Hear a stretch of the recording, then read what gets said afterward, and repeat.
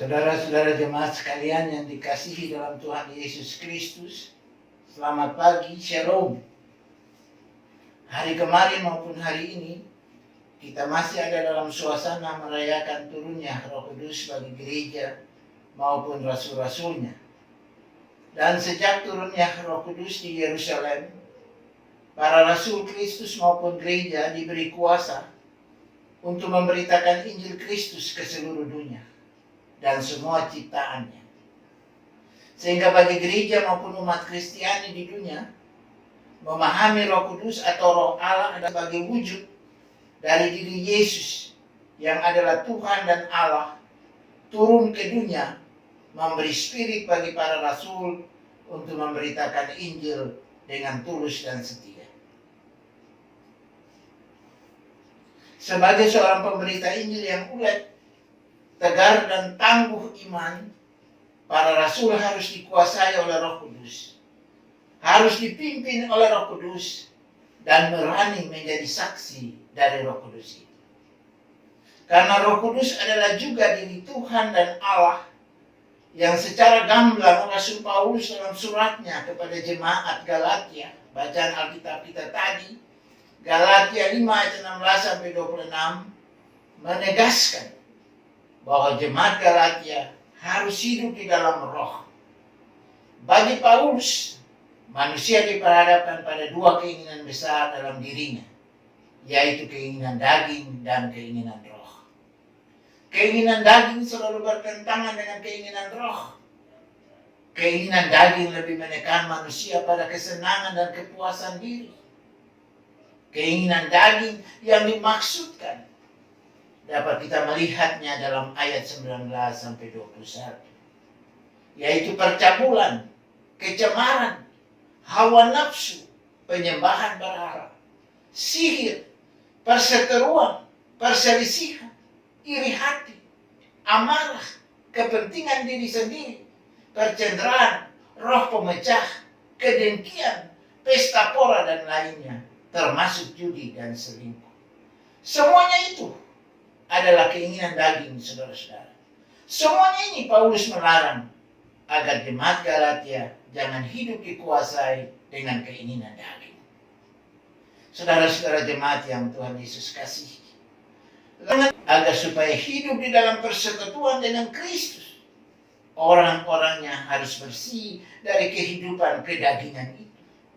Sebab hidup berdasarkan keinginan daging, ujung-ujungnya membuat diri dan orang yang kita kasihi menderita. Contoh misalnya, kalau suami selingkuh, istri dan anak-anaknya menderita.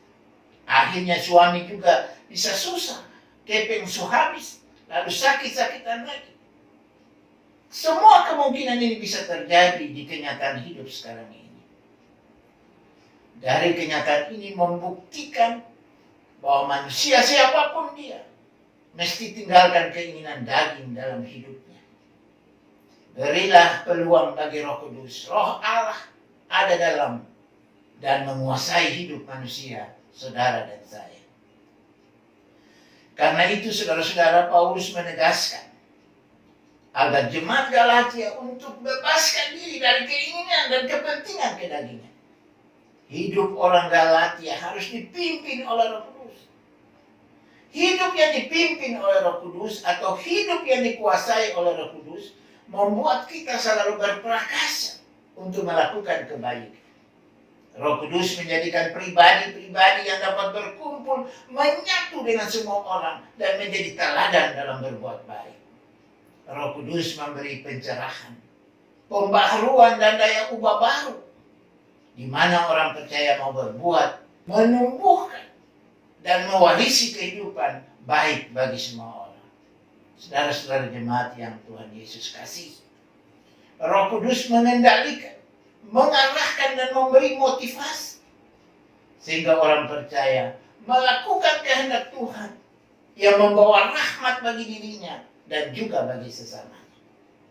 Saudara-saudaraku dan para pelayan yang Tuhan Yesus kasih, hari ini kita semua ada pada perayaan Pentakosta kedua. Atau sering juga oleh sebagian warga gereja dikenal sebagai syukur Pentakosta kedua.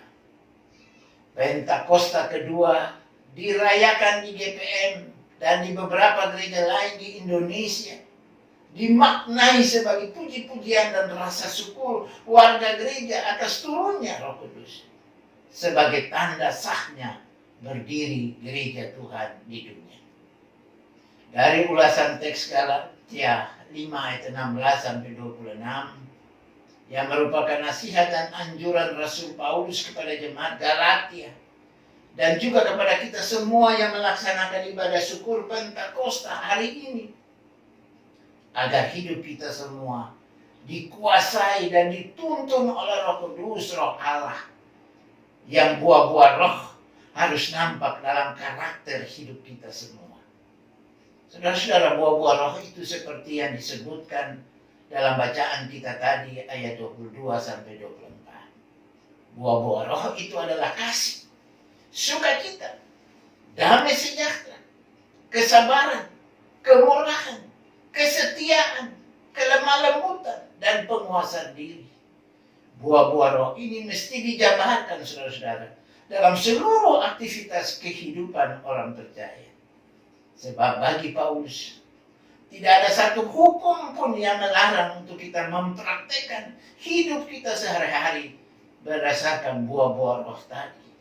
Karena itu, saudara-saudara, kita semua harus melaksanakan hidup ini, memberlakukan hidup ini dengan menunjukkan buah-buah roh yang kita miliki, agar itu bisa kita praktekkan dalam kehidupan kita setiap hari.